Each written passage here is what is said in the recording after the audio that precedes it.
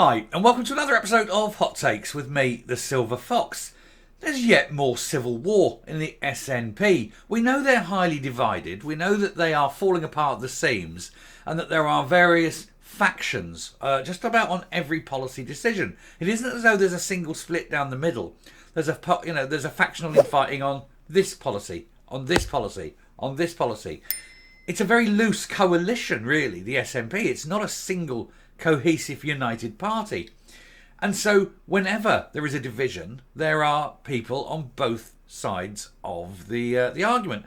And of course, if you have an SNP MP who votes one way or thinks one way, but the selection committee are not enamoured of that particular line, now they may like him on many other policies, but this particular one is important to them, then it causes this sort of fractious infighting. And that is what we're seeing time and time again. Now, the latest victim, if you want to call it that, is Alyn Smith. Now, he's an SNP MP down at Westminster, and he is looking like he may be deselected for the next Westminster elections, the next general election, which is now looking increasingly likely to be earlier rather than later. I've always sort of suggested it may be October next year.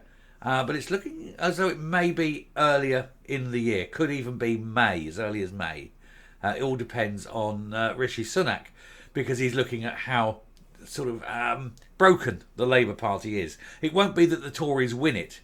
I think it'll be more that the Labour Party lose it. And so timing, as with so much in life, is everything. But anyway, we'll take a look at this, see what's going on, see why Alyn Smith is now in trouble. Here goes. So, SNP MP Alyn Smith is the latest high-profile Nat to face selection battle as party's bitter infighting goes public. It's been going public for quite some time, as we know. There's blood on the floor over just about every decision, every policy, and everything. They're not, as I say, they're not a party anymore. They're just this bunch of individuals who vaguely want to travel in the same direction. And it's great to watch. It's great to watch a party implode like this, regardless of what party it is. Watching these people who are always filled with their own self-importance realise that they're not important at all. It's great. Anyway, the Stirling MP, and I'm presuming they mean Stirling the place. It's not that he's a Stirling Jap or anything, because he certainly isn't. But anyway, the Stirling MP is facing a resurgent challenger for his seat as the husband of constituency MSP Evelyn Tweed is hoping to unseat him. With Brendan O'Hara and David Linden also facing selection battles. Wouldn't bother me if Brendan O'Hara lost, I think. Anyway, one of the SNP's most high-profile MPs faces a tough reselection battle as nationalists' bitter infighting continues. Alyn Smith has been challenging for the Stirling nomination by the husband of an MSP. Yeah, now Evelyn Tweed is an MSP. Her husband wants to stand because, again, and I mentioned this yesterday, it's all very incestuous. It's all husbands and wives, and it's as though you can't be a member of the MSP unless you're in the club. You've got to be married in. It's almost like a dynasty, and I think that's what they're doing. Then there'll be marriages of convenience. You get, oh, well, I've got to, say to your third-born daughter, well, you've got to marry his son. I need to coalesce power in the Aberdeen area. That kind of thing. It's like factional European marriages of convenience almost within the SNP. Which goes to show you the mindset they have. They're stuck in a medieval mindset, aren't they? He is the latest sitting MP who may be unseated by a resurgent challenger as the party's ongoing civil war plays out in public during the Westminster selection process. And it is, we've seen a few of them get challenged and thrown out and rejected.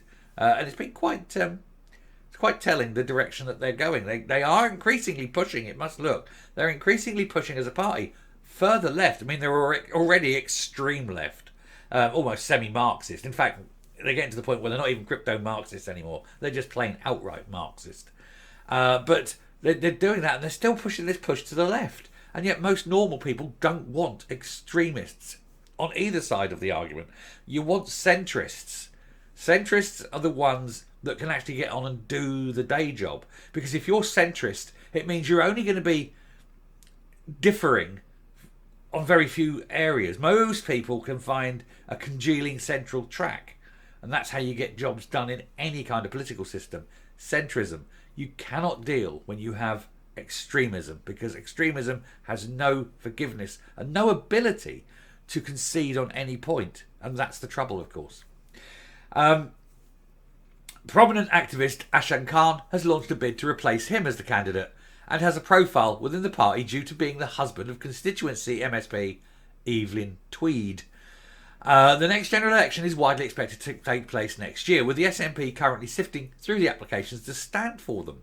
And it means that a number of Stephen Flynn's frontbenchers are facing challenges, including key allies Brendan O'Hara and David Linden. And as I say, if Brendan went, that would not bother me, and I think the people in his constituency would be fairly pleased as well, because he is an absolute obnoxious turd, in my opinion. Mr Smith is one of the most high-profile Nats MPs due to his former career as an MEP, where he did nothing. He was on the gravy train, because the MEPs, they're European. They can't generate law. They're there to rubber stamp what the Commission says. There's no legal generation of laws at MEP status. It is just a gravy train. And he's the Europe spokesman for the London cohort, and he's previously broken his own vow of silence on Brexit repeatedly, as he claimed he would not discuss it again following the 7th anniversary of the vote. People hate losing, don't they? Bitter, very bitter. His potential opponent, Mr Khan, was already the SNP's candidate at Dunblane Bridge of Alyn council by-elections, where Mr Smith campaigned for him several times before his crushing loss to the Scottish Tories. He describes himself as having a professional background in local government and housing, yet in other words, never done a real job. He describes he says it makes him a uniquely placed to dive deeper into local issues and work constructively to find a resolution. Again, political career, never actually worked at a real job, has no idea about the real world, doesn't know how real people are struggling. According to his LinkedIn, he specialises in human resources, and primarily for the housing sector, and describes his professional interests as employee engagement, recruitment investigations and training, all to increase organisation performance. Sounds like a non-job, doesn't it? Sounds like someone who's looking desperately for a LinkedIn career. It's the sort of thing you put in LinkedIn, isn't it? Real world job, unemployed. LinkedIn, media consultant, expert in, domestic budgetary, things like that. It's that kind of crap that they do and they throw out, pretending that they've got a real job, but they haven't.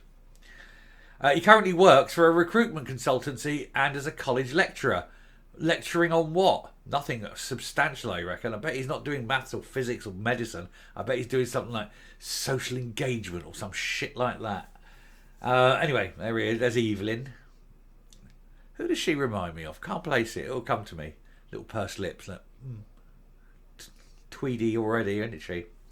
Anyway, the Herald also reported that he had applied unsuccessfully to become the SNP's new chief executive before losing out to Murray Foote. Oh, because of course he is. It's another non-job. It's another job you get simply for being. It's not anything you can work your way into through hard work, experience and qualifications. It's just, who do you know? He lives in Dunblane with Mrs Tweed and their 2 teenage children. Mr Smith told the newspaper it would be inappropriate to comment on internal selections for now. That means he's working behind the scenes furiously to remain an MP because he needs the money. They are absolutely desperate, aren't they? They are. That's just saying who. Just saying that the others are being challenged as well. Alison Thewlis is taking on David Linden, and Councillor Matt Campbell Sturgis is taking on Brendan O'Hara. And again, there's a lot of this going on, of course, because you've got the musical chairs of the constituencies where they're sort of merging and killing them off and changing the boundaries and things like that. So there is an awful lot of it. But to be honest, they're all as bad as each other. It doesn't really matter which of them gets the nomination, because they are all the same. They're all, professional politicians, don't care about the people. They just want to absolutely destroy the country. They're pushing for the far left agenda. They're degenerate, and they're just damaging, just completely damaging each and every one of them. There's barely a member of the SNP that you would respect. 1 or 2, I'll grant you, 1 or 2, but not many. They're very few and far between. Anyway, I shall stop there and come up, but it is nice to see that the fighting continues. Long may it continue, and hopefully it goes full ballistic, and they basically start rolling in the R's and, trading blows. I'd love to see that. Coming up. Of course, another little problem that the SNP have got is, apart from like the top end, the top sort of echelon, a lot of them are virtually unknown, even within their own constituency. They could walk down the street and most of the people in their constituency wouldn't recognise them. They're just complete non-entities. They're not special in any way, and there's so few of them that have actually ever been out and got a real job. I mean, we did the story yesterday about Campbell, and she, like I say, she's a doctor. She worked in the NHS for many years before going into politics. So she is aware of what's happening. She's aware of the pointy end of their policies. But most of these people have sort of come out of university, got a PPE, politics, philosophy and economics, which is what you get when you want to go into this. They become a policy wonk, become an assistant to somebody. They kiss arse and climb the greasy pole until eventually they get given the chance to go for a proper sort of political position. But they've never worked in their life. They have no idea. And then they sit there and dare to pontificate to us about how we should live our lives. Well, screw them one and all. They're all non-entities, really. Even the famous ones, they're useless. Put them on their own on a desert island. Tell them to go and evolve into something far more caring and compassionate, and they'd be dead in a week. Anyway, thank you very much for watching. I'll stop there. It's one of those you could just yabber on about each and every one of them, but I'm not going to. So until next time, stay safe, stay well, and remember, a very, very short period of time. It could even be just May. So what, another 9 months, we can start voting these buggers out. Bye.